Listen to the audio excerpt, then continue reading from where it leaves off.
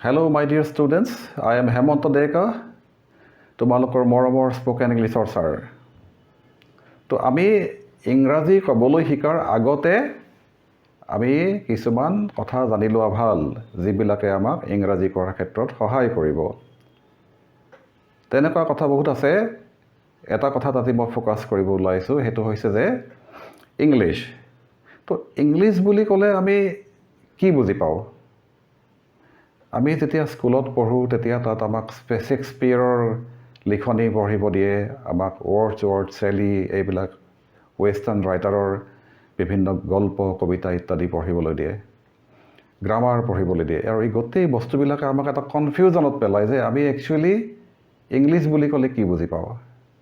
আচলতে চোৱা, আমি প্ৰথমতে আমাৰ উদ্দেশ্যটো আমি ধৰি ল'ব লাগিব, জানি ল'ব লাগিব যে আমি কেলেই ইংৰাজী ক'বলৈ শিকিব ওলাইছোঁ। তো আমি যদি সাধাৰণভাৱে মানুহৰ লগত ইংৰাজী ক'বই লাগে, তেতিয়াহ'লে এয়া একেবাৰে এটা সহজ কথা বুলি মই ভাবোঁ।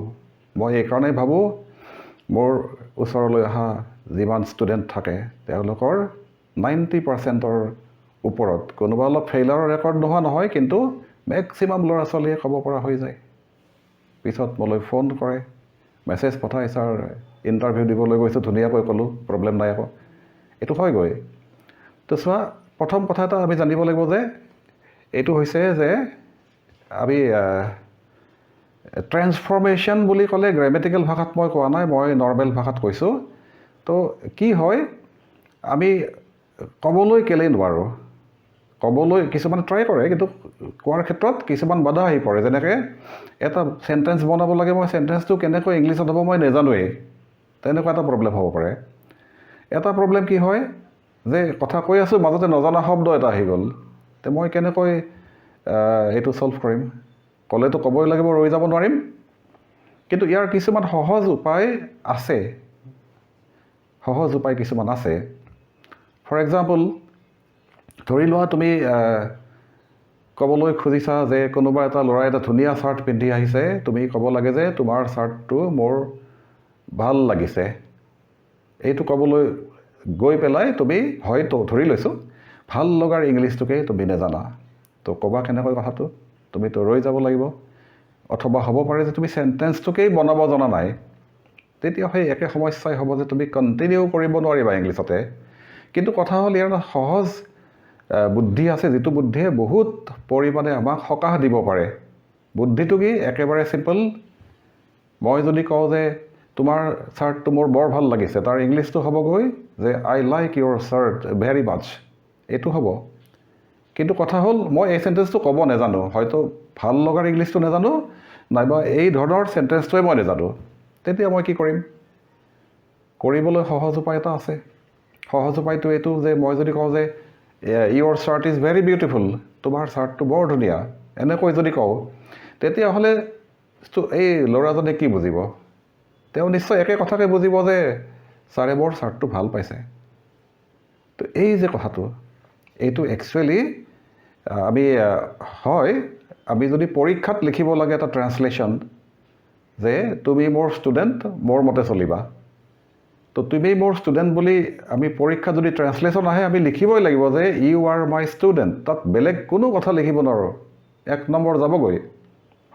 কিন্তু কথা হ'ল কি, ব্যৱহাৰিক ক্ষেত্ৰত, দৈনন্দিন ক্ষেত্ৰত এনেকুৱা কোনো বাধ্যবাধকতা নাথাকে যে তুমি সেইটো কথাকেই ক'ব লাগিব। ভাৱটো একে আছে, ভাষা বদলিব পাৰে। তো মই যদি কওঁ যে তুমি মোৰ ষ্টুডেণ্ট, পৰীক্ষাত লিখিলে ইউ আৰ মাই ষ্টুডেণ্ট, ঠিক আছে, মোৰ মতে চলিবা। কিন্তু মই যদি এতিয়া তোমাৰ লগত কথা পাতি থাকোঁতে কওঁ যে আই এম ইয়'ৰ টিচাৰ, মোৰ মতে চলিবা, মই তোমাৰ টিচাৰ, তে মই তোমাৰ টিচাৰ বুলি কোৱা আৰু তুমি মোৰ ষ্টুডেণ্ট বুলি কোৱা কথাটোৰ জানো কিবা ডিফাৰেঞ্চ থাকিলে? একে কথাকেই নুবুজাব জানো? তো কথা হয় কি, আমি লক্ষ্য নকৰোঁ, কিন্তু দেখা যায় যে আমি অসমীয়াতো এই কথাটো কৰোঁ। অসমীয়াতো এনেকুৱা কথা কৰোঁ, আমি প্ৰায়েই কৰোঁ। আমি পানী এগিলাচ খুজিব লাগে কাৰোবাক, সকলোৱে এটা চেণ্টেঞ্চেৰে নোখোজে। কথা হ'ল ভাৱটো একে, কিন্তু ভাষা বদলিব পাৰে। মই যদি কওঁ যে মোক এগিলাচ পানী দিয়া, কোনোবাই হয়তো ক'ব পাৰে এগিলাচ পানী দিবা নেকি বাৰু? কোনোবাই ক'ব পাৰে এগিলাচ পানী খাব পাৰিম নেকি? কোনোবাই ক'ব পাৰে এগিলাচ পানী খুৱাবা নেকি?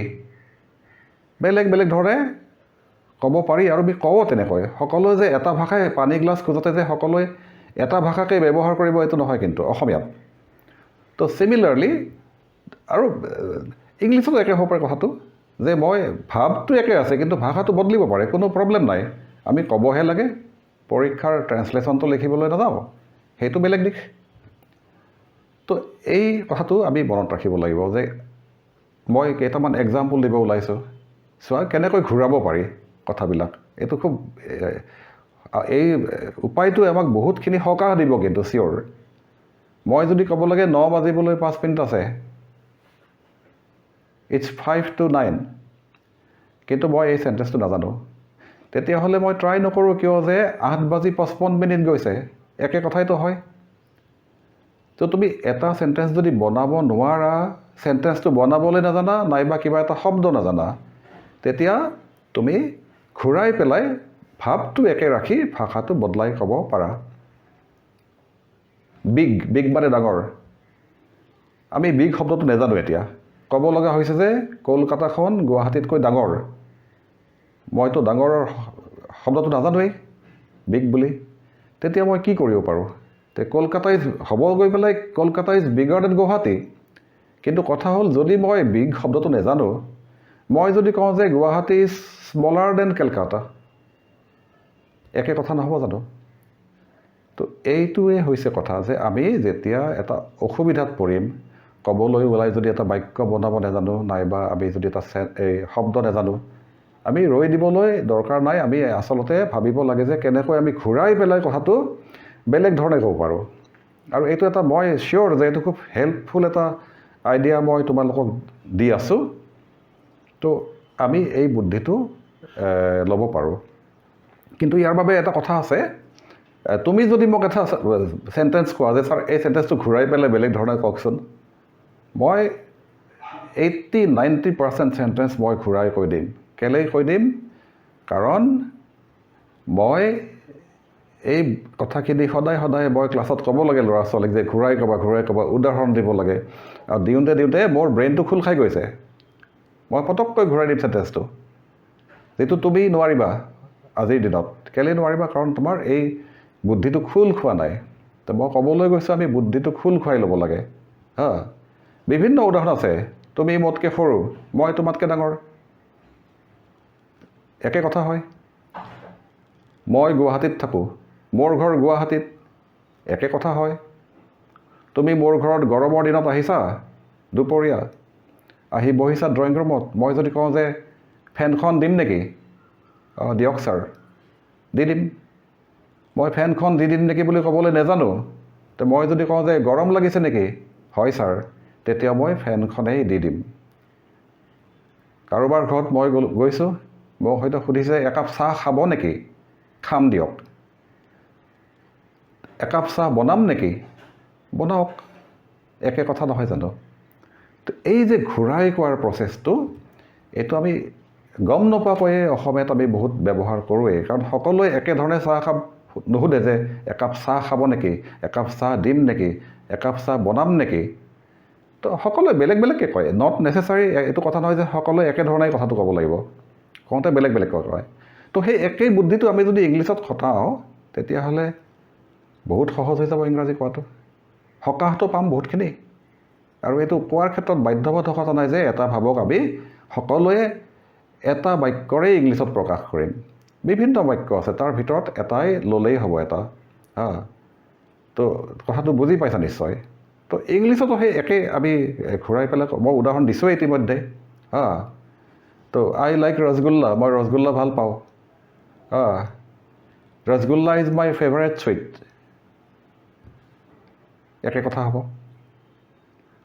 একে কথাইতো হ'ব তো এই বস্তুটো দৰকাৰী কথা গতিকে তুমি ঘূৰাবলৈ একো নাই মই উদাহৰণ দিলোঁ কিছু আৰু এই এটা কথা মনত ৰাখিবা যে ইংলিছত নালাগে যিসকলৰ ইংৰাজীত অলপ উইকনেছ আছে ইংৰাজীত নালাগে তুমি অসমীয়াতে ঘূৰাবা হা মই তোমাৰ ফোন বাজিছিলে তো ফোন বাজোতে তুমি ধৰিব পৰা নাই তুমি বাথৰুমত আছিলা গা ধুই আছিলা আহি পেলাই মিছড কল দেখা পাই পেলাই ওলটাকৈ ফোন কৰিছা যে বেয়া নাপাবা মই বাথৰুমত আছিলোঁ আই ৱাজ ইন বাথৰুম তো আই কুডন্ট ৰিচিভ ইয়'ৰ কল, মই তোমাৰ ফোনটো ধৰিব পৰা নাছিলোঁ, এনেকৈ ক'লা।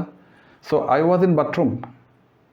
তো তুমি যদি আই ৱাজ ইন বাথৰুম বুলি ক'ব নাজানা, যদি তুমি কোৱা যে মই গা ধুই আছিলোঁ, আই ৱাজ টেকিং বাথ, একে কথাই নহ'ব জানো? একে কথাই হয়। মা কিটচেনত আছে, mother is in the kitchen. মাই ৰান্ধি আছে, মাদাৰ ইজ কুকিং। মানুহজনে একে কথাকেই বুজি পাব। তো এই বুদ্ধিটো আমি ডেভেলপ কৰাটো অতিকে দৰকাৰ। আৰু তাৰ বাবে মই এটা হোমৱৰ্ক দিওঁ সকলোকে, ইংলিছত নালাগে, যিসকলৰ ইংলিছত ইমানখিনি পাৰদৰ্শিতা নাই যে ইংৰাজী ক'ব পাৰে ভালকৈ, মই সেইসকলৰ বাবে কৈছোঁ অসমীয়াতে ঘূৰোৱা। আৰু যদি অসমীয়াত ঘূৰাব পাৰা, তুমি ইংৰাজীতো ঘূৰাব পাৰিবা। একদম চিম্পুল কথা। তুমি যদি এখন মাৰুতি গাড়ীখন যদি চলাব জানা, তেতিয়াহ'লে বেলেগ এখন গাড়ীও তুমি চলাব পাৰিবা। একেই গিয়াৰ, একেই ক্লাছ, আটাইখিনি একেই, প্ৰায় একে। তো গতিকে অসমীয়াত যদি তুমি বুদ্ধিটো আয়ত্ত কৰি ল'ব পাৰা, তো একে বুদ্ধিটো তুমি হিন্দীতো পাৰিবা, ইংৰাজীতো পাৰিবা, কোনো প্ৰব্লেম নাই। তো এটা ধুনীয়া এটা বুদ্ধি মই দিছোঁ, মই ভাবোঁ ধুনীয়া বুদ্ধি, কাৰণ ইয়ে তোমাক বহুতখিনি সকাহ কিন্তু দিব। তো কৰি চাবা, সুফল পাবা। Thank U.